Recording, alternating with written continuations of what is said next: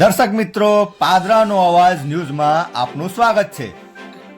પાદરા ગોવિંદપુરા તળાવનું સુંદરીકરણ માટે ગત 2 મહિના પહેલે તમામ ઘર લારી ગલ્લાવાળાઓને નોટિસ ફટકારતા તમામ લોકો નેશનલ હોકર્સ ફેડરેશનના જય વ્યાસ અને અમજદ ગરાસિયા પાસે મળી હાઈકોર્ટમાં પિટિશન દાખલ કરાઈ હતી, જે હાઈકોર્ટના ઓર્ડર થયેલ 6 જાન્યુઆરી સુધી કોઈ પણને હટાવવામાં ન આવે તેવો સ્ટે ઓર્ડર મળેલ હતું અને એજ્યુકેટેડ મેજિસ્ટ્રેટને તમામને સાંભળવાનું સમય આપવાનું જણાવેલ હતું।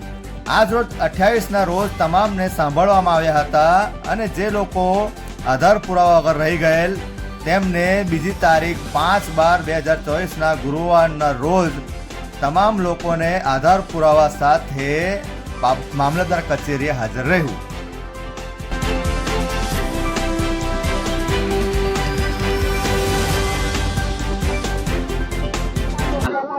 મારું નામ જય વ્યાસ, અમે નેશનલ હોકર ફેડરેશનનો સભ્ય છું। એમાં આજે આપણે આવ્યા છે કારણ કે પાદરા મામલતદારથી અમને નોટિસ આપેલી છે, સુનવાઈ છે આજે, જે ગોવિંદપુરા તળાવની આસપાસ દબાણ કહીને જે નોટિસ આપેલી એનો અમે વિરોધ કરેલો, તો હાઈકોર્ટમાં કેસ કર્યા પછી અમને સ્ટે ઓર્ડર મળેલો।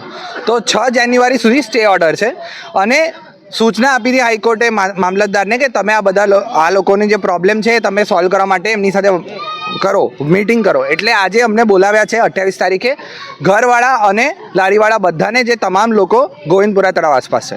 પણ મુખ્ય મુદ્દો એ છે કે ગોવિંદપુરા તળાવ જેવો વિકાસ પ્રોગ્રામ કરવાનું કહેવાતો વિકાસ કહેવાય એને, એ પ્રોગ્રામ જ્યારે કે આટલા બધા લોકો 100થી ઉપર ઘર છે, 50થી ઉપર લારીઓ છે, એ બધી તોડીને અને કાયદાનું ઉલ્લંઘન કરીને વિકાસ ના થઈ શકે। કાયદામાં બહુ ચોખ્ખી રીતે લખેલું છે કે જો તમારે, અને આપણી પોલિસી પણ છે જે પ્રધાનમંત્રી ખુદ કહે છે કે હરેક ઘરનું એક આવાસ હશે, હરેક વ્યક્તિનું। તો એ આવાસ આજે છે એને તોડીને રસ્તા પર લાવવાની વાત ચાલી રહી છે અને જે છે ઝૂંપડા છે એમાં ઝૂંપડામાંથી બી રસ્તા પર લાવવાની વાત થઈ રહી છે, ઝૂંપડાને ઘરમાં મોકલવાની વાત નથી થઈ રહી। એટલે આ વિકાસ નથી, વિનાશ છે।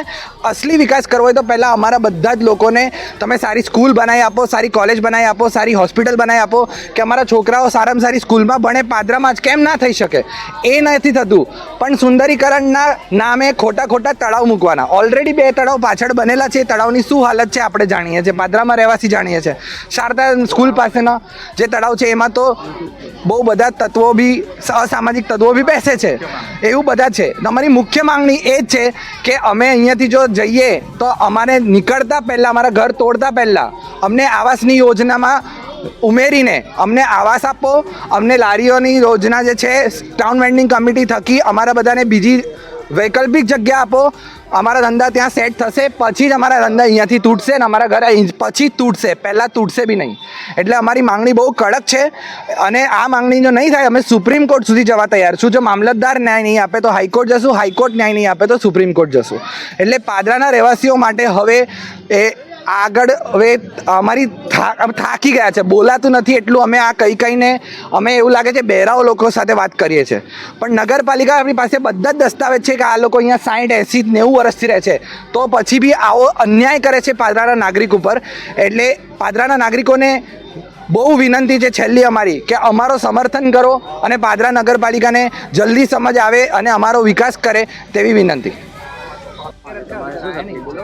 મારા ઘરની તકલીફ છે, બીજી કઈ તકલીફ નહીં। મને ઘર આપે તો અમે તોડીને જતા રહીએ। અમારે ઘર નહીં, મારે 80-100 વર્ષ જેવું થયું મને અહીંયા આગળ। હા, મારા છોકરા થઈ ગયા, મારા છોકરાના છોકરા છે, મારા હાહુ હહરાઈ અહીં મરી ગયા। તારની ઉંમર છે મારી, આજે જોવાની જતી રહી મારી, તારની હું અહીં રહું છું એક જ જગ્યા પર। મને 80-100 વર્ષ જેવું થવા આવ્યું, 80-100 વર્ષ।